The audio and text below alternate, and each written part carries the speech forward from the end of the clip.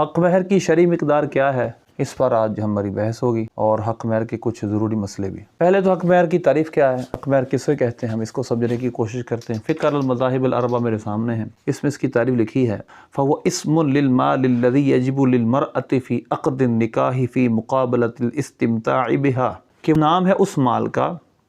جو عورت کے لیے نکاح کے عقد میں اس سے جو استمتاع کیا جاتا ہے، عورت سے جو فائدہ حاصل کیا جاتا ہے، سیکشول ریلیشن قائم کیا جاتا ہے، اس کے مقابلے میں جو عورت کے لیے واجب ہوتا ہے اس کو کہتے ہیں مہر۔ Haq mehr is defined as a sum of money اور other property promised by the husband to be paid or handed to the woman in exchange for the marriage, even it is not specifically mentioned or fixed at the time of the marriage۔ اچھا، اس میں دوسری بات یہ بھی ذکر کی گئی ہے، اگر آپ نہ بھی نام لیں تو بہر حق مہر پھر بھی واجب ہے، لیکن اس کی پھر الگ مسائل ہیں۔ اب کم از کم حق مہر کتنا ہے، یہ ہماری ایک بحث ہے۔ نمبر 1، دار قطنی۔ دار قطنی میں حدیث نمبر 3544 ہے، آپ کے سامنے چل رہی ہے، اور 3545 ہے۔ روایت یہ ہے کہ حضرت جابر بن عبداللہ رضی اللہ تعالیٰ عنہ سے فرمان ہے کہ نبی پاک صلی اللہ علیہ وسلم نے ارشاد فرمایا کہ عورتوں کا نکاح نہ کرو، لا تنکحوا النساء الا الاکفاء، عورتوں کا نکاح صرف کفو میں کرو۔ یہ الگ بحث ہے، کفو کیا ہوتا ہے، اس کا ہم پلہ، اب ہم پلہ کی کیا شرط ہے، یہ الگ بحث ہے۔ ولا یزوجہن الا الاولیاء، اور ان کی شادی نہ کریں مگر ان کے ولی۔ ولا مہر دون 10 دراہم، اور 10 درہم سے کم حق مہر نہیں ہے۔ اب اس کے دوسرے حدیث بھی یہی ہے، لیکن اس پر اعتراض دار قطنی میں یہ ہے کہ اس کے راوی ضعیف راوی ہیں، مبشر بن عبید۔ اب یہ پہلے تو ہم اس حق کے حوالے سن لیتے، اس کے بعد اس بحث کا جواب دیں گے کہ مبشر بن عبید راوی ضعیف ہے۔ دوسرا مصنف ابن ابی شیبہ میں ایک روایت یہ ہے، اور دوسری روایت اور بھی ہے، لیکن اس پر بعد میں بات کریں گے۔ یہ مسند ابو یعلا ہے۔ مسند ابی یعلا کے اندر صفحہ نمبر 460 ہے، دار المعارف معرفہ بیروت لبنان سے چھپی ہے، اس کا نمبر ہے 2097۔ حدیث یہ ہے، لا تنکح النساء الا من الاکفاء ولا یزوجہن الا الاولیاء ولا مہر دون 10 دراہم۔ تو یہ حدیث مسند ابی یعلا میں بھی ہے۔ اس تیسرا حوالہ جس کو میں دوں گا وہ حدیث کی تیسری کتاب ہے، مصنف ابن ابی شیبہ، امام بخاری کے استاد ہیں۔ انہوں نے اس پر مولا علی کرم اللہ وجہ الکریم کا ایک قول لکھا ہے۔ مولا نے فرمایا لا مہر باقل من 10 دراہم، آپ نے فرمایا 10 درہم سے کم میں حق مہر نہیں ہے۔ تو یہ مولا کائنات رضی اللہ تعالیٰ کا یہ فیصلہ متعدد اور روایتوں میں، مثلا دار قطنی میں ہی آگے جا کر ایک اور مقام پر مولا علی کا یہ قول لکھا ہے۔ تو لہذا 10 درہم سے کم میں حق مہر نہیں ہے، مولا علی کا فیصلہ تھا۔ اب سمجھنے کی بات یہ ہے کہ حق مہر کتنا ہونا سکتا ہے، ہمارے نزدیک 10 درہم ہے، لیکن نبی پاک صلی اللہ علیہ وسلم نے ازواج مطہرات کے جو حق مہر رکھے، اس میں سے یہ جو میرے سامنے کے مصنف ابن ابی شیبہ ہے، اس کی کتاب النکاح ہے، اور اس کے اندر روایت یہ ہے کہ حضرت ام حبیبہ رضی اللہ تعالیٰ عنہ کا جو نکاح نجاشی بادشاہ نے پڑھایا تھا حبشہ میں ہی، اس کا حق مہر 400 دینار تھا، 400 سونے کے سکے تھے۔ ان النجاشی زوج النبی صلی اللہ علیہ وسلم ام حبیبہ علی 400 دینار۔ اس کے بعد اگلے دن دیکھیں، حضرت عمر نے حضرت ام کلثوم رضی اللہ تعالیٰ عنہ سے نکاح 40,000 درہم کے بدلے کیا۔ اسی طرح نبی پاک صلی اللہ علیہ وسلم نے 12 اوقیہ، جو سمجھ لیں کہ 500 درہم کے قریب نبی پاک صلی اللہ علیہ وسلم کی ازواج مطہرات کا حق مہر تھا۔ اسی طرح سیدہ کائنات کا جو حق مہر تھا وہ 400 مثقال تھا۔ تو تقریباً یہ 130 سے زائد ہمارے اگر میجر کریں تو یہ بن جاتا ہے، جو 400 مثقال ہے 130 سے اوپر تولہ، اور جو 10 درہم کی مقدار بنتی ہے وہ تقریباً ہمارے کرنٹ حساب سے 2 تولہ 7 ماشی سے کچھ اوپر، اور گرام میں اگر لے جائیں گے تو 30 گرام اور 618 تقریباً ملی گرام۔ اور اگر آپ رقص کی رقم نکالیں 2.7 سے کچھ اوپر جو تولہ ہے، اس کی مالیت بنتی تقریباً 4 سے 5 ہزار ابھی بھی۔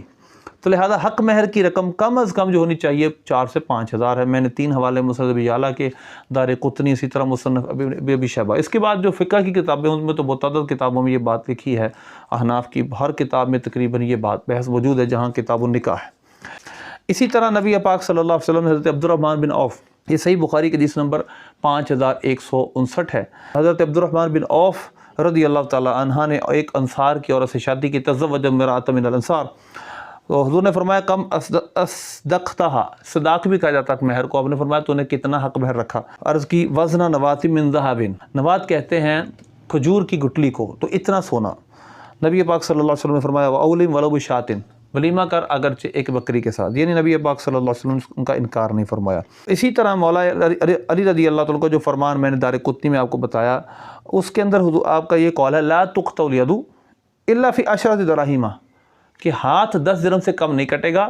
ولا یکون المہر اقل من 10 دراہم، اور حق مہر بھی 10 درہم سے کم نہیں ہے۔ تو لہذا اس پر اب میں اگلی بحث کرتا ہوں کہ یہ قرآن پاک میں اس کے بارے میں کیا تعلیمات ہے۔ تو لہذا پتہ چلا کہ کم از کم جو حق مہر مولا علی نے ٹھہرایا وہ 10 درہم ہے۔ اب اس کے علاوہ نبی پاک صلی اللہ علیہ وسلم نے اس سے زیادہ مقدار پر اپنی ازواج مطہرات سے نکاح بھی کیا، اور اس کے ساتھ ساتھ آپ نے اپنی بیٹی حضرت سیدہ کائنات سیدہ فاطمہ الزہرا طیبہ طاہرہ رضی اللہ تعالیٰ عنہ کا نکاح 400 مسقال چاندی پر کیا۔ تو لہذا حق مہر زیادہ بھی رکھا جا سکتا ہے، اس میں کوئی حرج نہیں ہے، لیکن ہم اس بحث پر دیکھتے ہیں کہ بعض لوگ کہتے ہیں کہ حق مہر کی کوئی مقدار نہیں، آپ جو چاہیں تھوڑی رکھ لیں، 5 روپے بھی رکھ لیں، 10 روپے، یہ آپ کی مرضی، حالانکہ ایسا نہیں ہے۔ میں اس پر چند دلائل آپ کو دیتا ہوں قرآن پاک سے، کیونکہ وہ حدیث پیش کریں گے، اور احادیث کی روشنی میں وہ جو احادیث ہیں ان کا جواب اولاً تو یہ ہے کہ وہ احادیث اوائل اسلام کی ہیں، جب مسلمانوں کے پاس مال نہیں تھا اور یہ شرعی ضرورت تھی، نکاح تو کرنا تھا لیکن مال کی بہت قلت تھی، کئی دنوں تک صحابہ کھانا نہیں کھاتے تھے، ایک کھجور پر گزارا چلتا تھا، پانی پہ گزارا ہوتا تھا، تو لہذا اس دور میں یہ اوائل اسلام کی بات ہے۔ لیکن جب بعد میں بات کریں تو صحابہ نے حق مہر جب ان کے پاس مال تھا تو زیادہ رکھا۔ اب اس کی کچھ میں ایسی ٹیکنیکل چیزیں بیان کرنا چاہتا ہوں جو قرآن پاک کی روح سے آپ دیکھیے گا، کیا اتنا تھوڑا مال کہ جس طرح کے 2 کف یا 2 ہاتھ گندم، تو یہ اگرچہ روایتوں میں ہے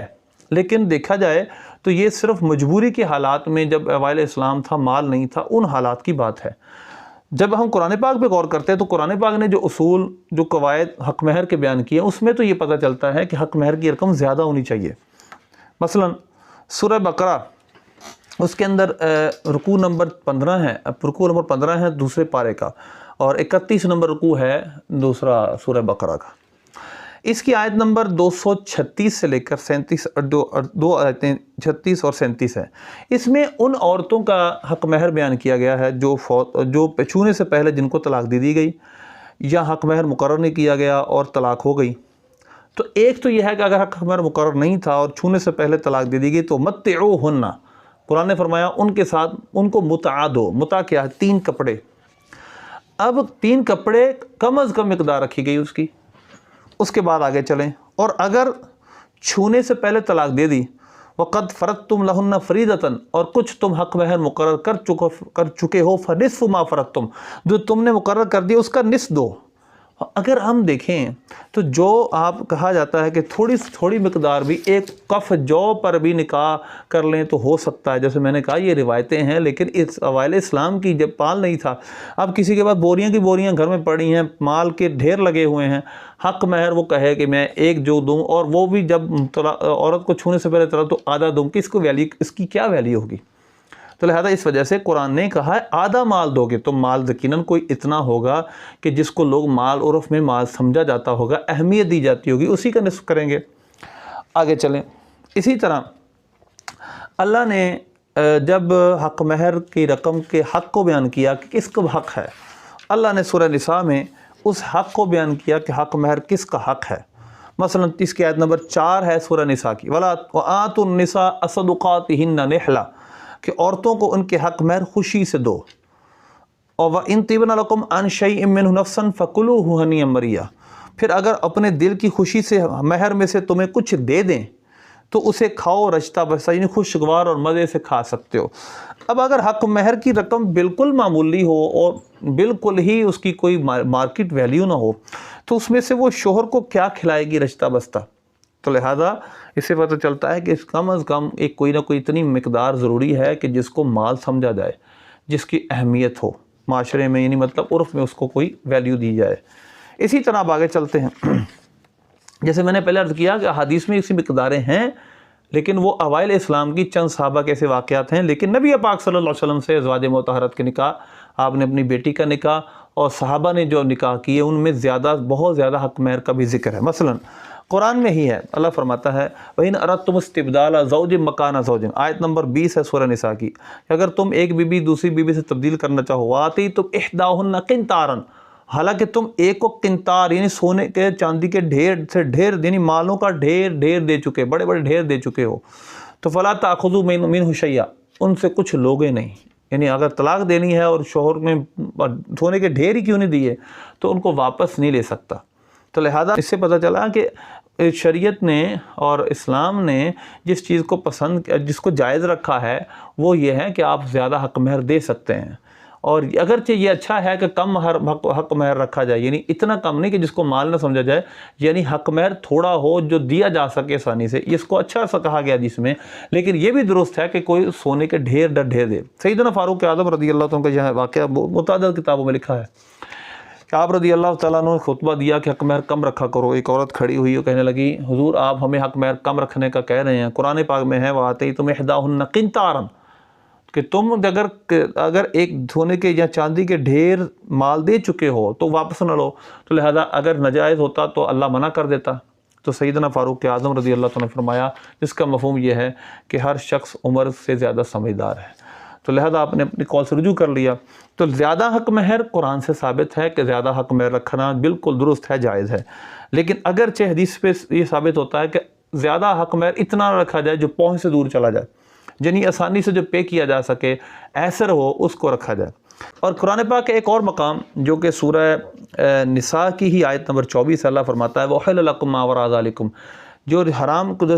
رشتے ہیں جو بیان کر دیے گئے پچھلی آیت میں، اس کے پچھلے حصے میں قرآن پاک کے، اس کے بعد اللہ فرماتا ہے اس کے علاوہ تم پر تمام عورتیں حلال ہیں،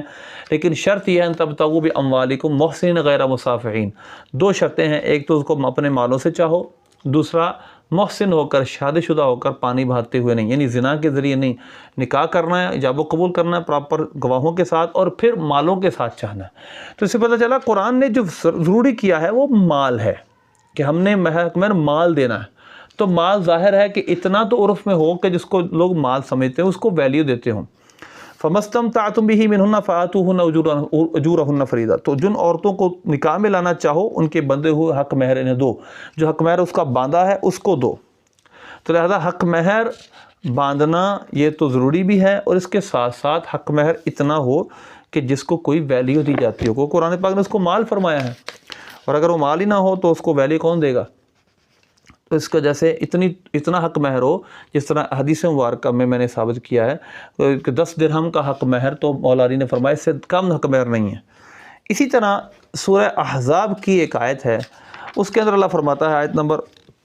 سورہ احزاب کی آیت نمبر 50 ہے، اللہ فرماتا ہے اس کا ایک حصہ ہے قد علمنا ما فرضنا علیہم فی ازواجہم وما ملکت ایمانہم،